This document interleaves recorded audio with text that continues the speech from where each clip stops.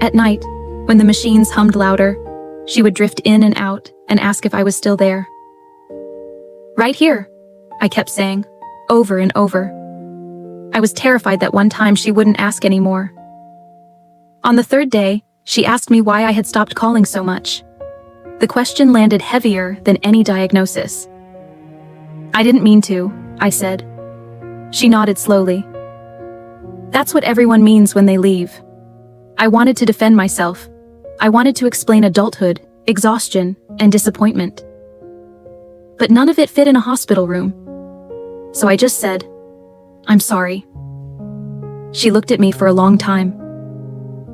"You were my whole life," she said quietly, "and I tried so hard not to make you mine." That night she was in pain, real pain, the kind you can't talk away. The nurse was busy. The hallway was loud with someone else's emergency. I pressed the call button until my thumb ached. My mother grabbed my wrist, harder than I thought she still could.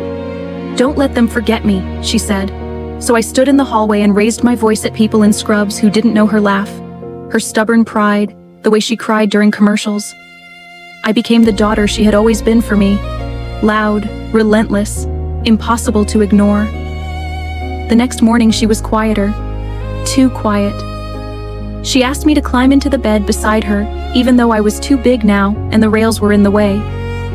So I leaned in, my cheek pressed to her shoulder, the way I had when I was 5 and scared of thunderstorms. She whispered, "You don't have to be brave anymore." That was when I knew. She slipped away while I was telling her about a childhood memory I wasn't even sure she remembered.